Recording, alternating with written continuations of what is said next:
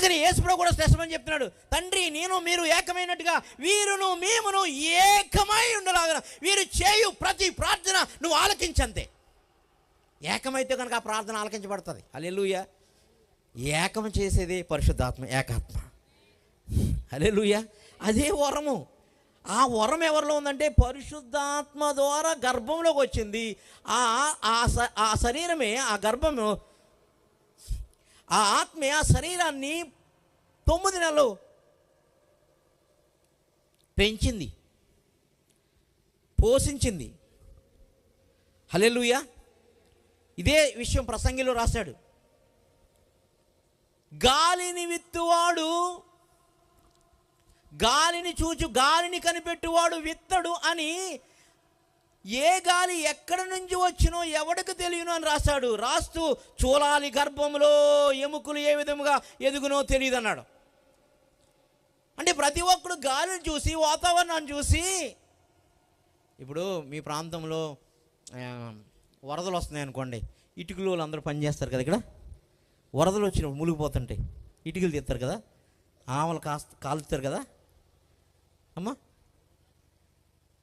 వరదలు వచ్చినప్పుడు అని అడుగుతున్నానమ్మా, కాలుస్తారా? బంగారం వెండి ఎక్కడ ఉందో అర్థికని మొన్న మునిగిపోయింది కదా, కాల్చారా అమ్మా? కాల్చరా. వాతావరణం. అందుకని యేసుప్రభు కూడా చెప్తాడు, మీరు ఆకాశ వైఖరిని కనిపెడుతున్నారు కానీ నన్ను మాత్రం కనిపెట్టట్లే. అలా విత్తువాడు ఎవడన్నా గాలిని చూసి విత్తుతాడంట. పట్టువాడు విత్తడు. అమ్మ చదవండి. మేఘములను కనిపెట్టువాడు కోయడు. చూలాలి గర్భమందు ఎముకలు ఏ విధముగా ఎదుగునో ఎవడికి తెలియదు అన్నాడు కదా.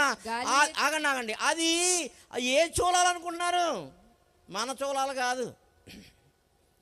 మన చూలాల్లో టిప్పా స్కాన్ తీస్తే 6 నెలలకి మొత్తం ఎముకలు ఎలా ఉన్నాయి, కన్నులు ఎలా ఉన్నాయి, వంకరు ఉన్నాయా, కింకరు ఉన్నాయి, మొత్తం రిపోర్ట్లన్నీ వచ్చేస్తాయి. ఈ చూలాలు కాదు. పరిశుద్ధాత్మ దేవుడు జ్ఞాని అయిన సొలొమోను చేత రాస్తున్నది, పరిశుద్ధాత్మ గాలి ద్వారా కమ్ముకున్న మరియ యొక్క గర్భములో ఎముకలు ఏ విధంగా ఎదుగుతాయో తెలియదు అంటున్నాడు. హల్లెలూయా. హల్లెలూయా. అలా ఆత్మ ద్వారా పుట్టిన యేసు అని చెప్తున్నాడు. ఆత్మ ద్వారా ఎముక ఎదిగింది అంటున్నాడు. ఆదాములోంచి ఎముకని తీసాడా? ఆదాములోంచి ఎముకని తీసాడా? కొంచెం చెప్పండి అమ్మ. ఆదాములోంచి ఎముకని తీసాడా? మరి ఆ ఎముక ఎలా ఎదిగింది? ఆ ఎముకకి శరీరం ఎలా వచ్చింది? కన్నులు ఎలా వచ్చినాయి?